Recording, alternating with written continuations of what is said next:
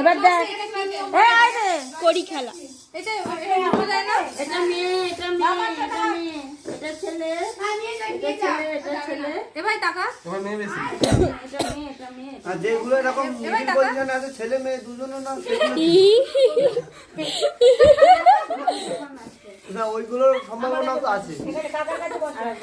ওরকম বলিস না রে। এইখানে রুল